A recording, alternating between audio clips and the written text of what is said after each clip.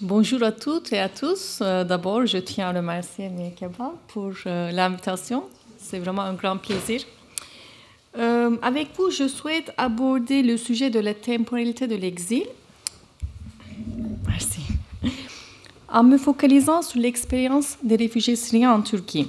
Donc, dans le cadre de ce colloque, 3 questions me semblent importantes à explorer. Qu'est-ce qu'on comprend de la temporalité de l'exil? Comment les réfugiés de guerre perçoivent et vivent cette temporalité? Et comment cette temporalité structure l'expérience de l'attente? Pour réfléchir à ces questions, je vous propose d'analyser la protection temporaire et l'expérience de l'attente des réfugiés syriens à la frontière turco-syrienne. La guerre en Syrie a entraîné le plus important déplacement de population depuis la Seconde Guerre mondiale. Depuis 2011, 6,8 millions de Syriens ont fui le pays et 6,6 millions ont été déplacés à l'intérieur du pays. La grande majorité, donc 85%, s'est réfugiée dans les pays voisins, principalement en Turquie, au Liban et en Jordanie, où le régime d'asile ne propose qu'une protection temporaire. C'est vrai que depuis que l'Europe a activé la protection temporaire pour les réfugiés ukrainiens, nous sommes devenus un peu plus familiers avec ces concepts. Malgré tout, le concept de la protection temporaire et ses conséquences restent assez peu maîtrisées. Donc, la protection temporaire, c'est une solution d'urgence à effet immédiat et dans une perspective à court terme. Elle est utilisée en cas d'arrivée massive des personnes qui fuient un conflit armé ou des violations massives des droits de l'homme. Elle est définie à l'échelle de chaque État. Elle ne possède pas d'unicité internationale, justement parce qu'elle pallie l'absence de l'application des traités internationaux. C'est un produit momentané, construit politiquement par un État ou par plusieurs États. Son contenu n'est pas figé. Elle peut être utilisée sous plusieurs formes, dans des circonstances différentes. La manière dont elle a été appliquée dépend des intérêts nationaux, de la situation géopolitique et des négociations entre les différents acteurs. La protection temporaire ne correspond pas à une reconnaissance du droit d'asile au sens de la Convention de Genève. C'est un statut qui peut être révoqué à tout moment par une décision étatique ou interétatique. Dans ce sens, c'est un outil juridique qui confine les réfugiés de guerre dans une incertitude absolue. Cette incertitude contraint les individus à vivre dans une double temporalité, la temporalité de l'exil et la temporalité de la guerre. La temporalité de l'exil est marquée par l'impossibilité de disposer d'une perspective à moyen ou long terme pour construire sa propre vie. En effet, sans aucune garantie temporelle et sans droit acquis, il est impossible d'établir un projet de vie personnel autocentré, c'est-à-dire qui mette le moi au centre de l'équation. Et la temporalité de la guerre est marquée par le désir de retourner chez soi et par l'obsession de suivre le déroulement de la guerre qui est la cause de la situation de l'exil. Vivant dans cette double temporalité, les réfugiés de guerre adoptent différentes modalités d'attente. Certains pratiquent l'attente comme une activité passive dans une solitude absolue. Dans cette forme, le présent est un obstacle à l'action future. D'autres exercent l'attente en pleine action, en s'engageant avec le temps et avec le lieu. Ils la pratiquent en tant qu'expérience sociale, en mobilisant toutes les ressources, en nouant toutes les relations, en cherchant d'autres voies qui leur permettent d'atténuer les conditions institutionnelles et structurelles de l'exil. L'expérience de l'exil couvre les différentes modalités d'attente. Elle ne se situe jamais en dehors du champ politique. Les souvenirs de la guerre et le vécu de l'exil sont constamment transformés par la pénétration de la politique dans l'espace quotidien et intime. Donc, il y a une relation très étroite entre l'attente et la solitude. La manière dont l'attente est pratiquée joue un rôle déterminant dans la manière dont la solitude est vécue. Pour illustrer comment l'expérience de l'attente structure les différentes formes de solitude, maintenant je veux parler de l'expérience de Shukran, qui est une avocate syrienne de Alep, qui attend depuis 2014 à la frontière turco-syrienne pour retourner en Syrie. J'ai rencontré Shukran en 2015 pendant une réunion organisée par la Fédération des avocats syriens à Gaziantep, une ville qui est située à la frontière turco-syrienne. C'était l'une des personnes plus occupées que j'ai rencontrées. Il était toujours très difficile de prendre un rendez-vous au préalable. Elle était connectée aux différents réseaux transnationaux. Dans une journée, elle était en contact avec des collègues, amis, camarades qui habitent en Syrie, Irak, Allemagne, Suisse, aux États-Unis. Elle était tout le temps mobile. Elle était tout le temps au téléphone. Les jours où on avait rendez-vous, j'attendais pendant des heures parce qu'elle préparait en continu des réunions internationales sur l'avenir de la Syrie à distance. Quand on se trouvait, la seule façon de commencer une conversation appropriée avec elle était de l'engager dans une analyse de la guerre. Elle me demandait constamment d'interpréter les stratégies des pays qui se sont engagés dans la guerre en Syrie. Les négociations de paix, les stratégies juridiques et politiques des États qui accueillent des citoyens syriens étaient les sujets sur lesquels elle me posait des questions sans arrêt. Pour pouvoir discuter avec elle, il fallait bien maîtriser tous ces domaines. Son accord pour échanger dépendait de ma performance et aussi du niveau de sa satisfaction. Shukran quittait Alep avec sa fille en 2014. Quand elle arrivait à Gaziantep, elle n'avait pas les moyens pour louer un appartement. Pour des raisons de sécurité, elle a décidé de rester dans un centre d'hébergement pour les veuves syriennes et orphelines, établi et financé par un citoyen turc. Sa chambre faisait 20 mètres carrés, juste assez grand pour un lit, un canapé, une salle d'eau. Elle vivait avec sa fille et elle gagnait 150 € par mois.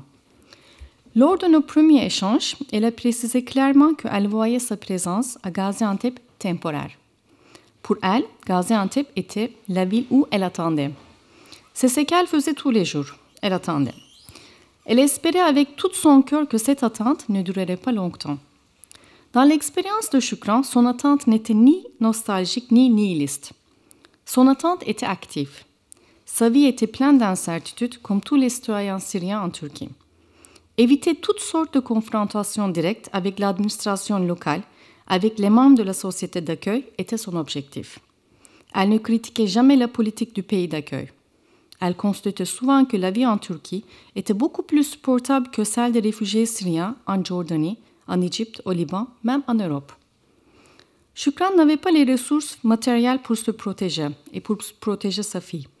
Elle s'est appuyée sur ses connaissances juridiques et ses réseaux politiques. Juste après son arrivée, elle s'est associée à une organisation non gouvernementale pour les femmes réfugiées syriennes qui avaient été violées pendant la guerre. Elle a fourni des conseils juridiques lors de la préparation d'un projet visant à documenter les mariages, les divorces, les naissances des réfugiés syriens en Turquie afin qu'ils puissent fournir la preuve de leur statut civil à leur retour en Syrie.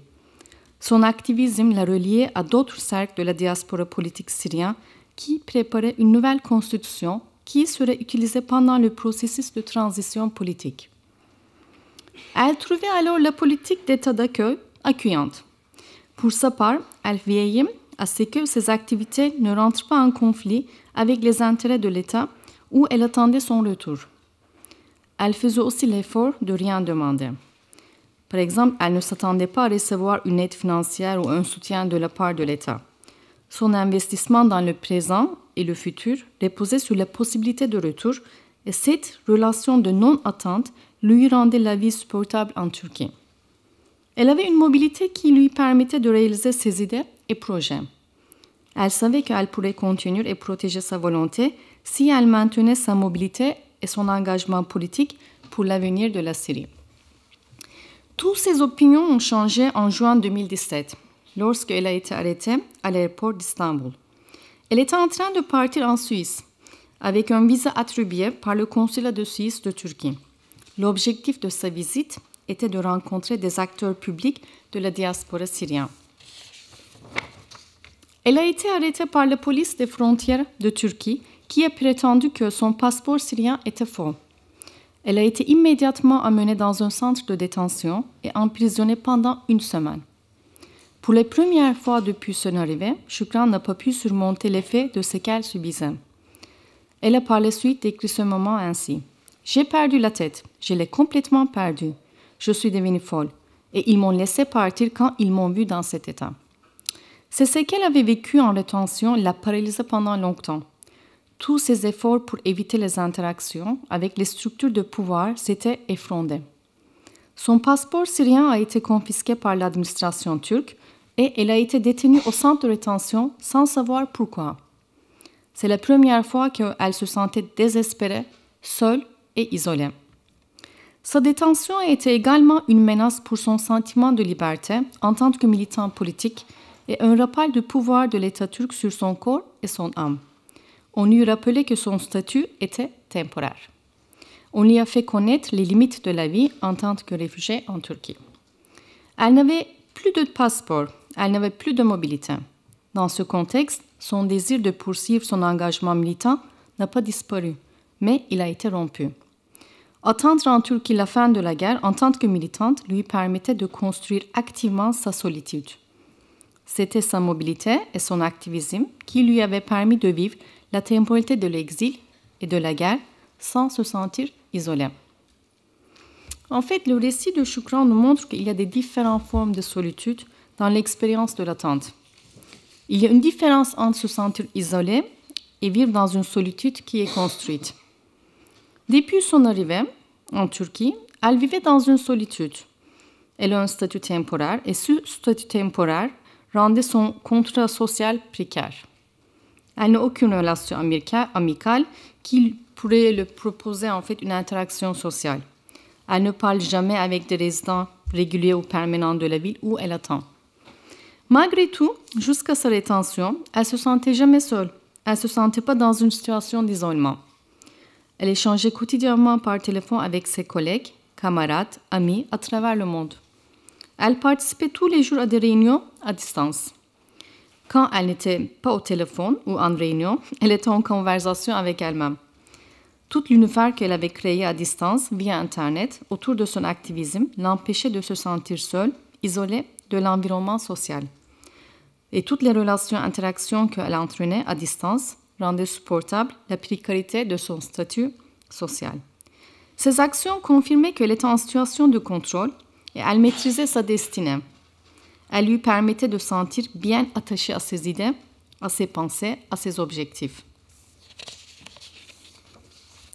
Et tout a changé le jour où elle a été arrêtée et placée en rétention. La manière dont elle a vécu et perçu la solitude a complètement pris une autre forme. Elle a été enfermée dans un espace sans pouvoir communiquer, sans pouvoir échanger, sans pouvoir connaître la durée de sa rétention. Dans le contexte où elle était retenue, il lui était impossible d'avoir accès à quelqu'un pour parler, pour entendre sa propre voix. Ayant perdu sa capacité d'agir, elle était isolée de toutes ses sources de stimulation. Elle était confrontée non seulement au manque de l'autre, mais aussi au manque d'elle-même par rapport à elle-même. Ne pas pouvoir raisonner, ne pas pouvoir comprendre, ne pas pouvoir agir l'ont complètement paralysée. Elle a perdu le sens du temps et aussi sa confiance en ses propres capacités. Elle est devenue étrangère à elle-même. La libération n'a pas effacé les effets de cette expérience. Après avoir libéré, elle n'a pas pu retourner à sa routine. Elle se sentait toujours sous surveillance. Ce sentiment l'empêchait de reprendre ses activités en tant que militante. Elle n'osait pas rentrer en relation avec ses collègues, amis et camarades. Elle voulait se renseigner sur les stratégies pour sécuriser ses échanges sur Internet, mais toutes ces démarches lui semblaient difficiles à réaliser. Elle a ainsi pris une distance par rapport à son identité militante. Elle s'est séparée de son univers. Son envie de parler, son désir d'agir ont disparu. Elle s'est trouvée dans une nouvelle solitude. Une solitude qui n'avait pas été construite par elle-même, qu'elle ne maîtrisait pas. Cette solitude-ci n'était pas son choix. C'était une solitude imposée qui ne lui permettait pas d'être elle-même.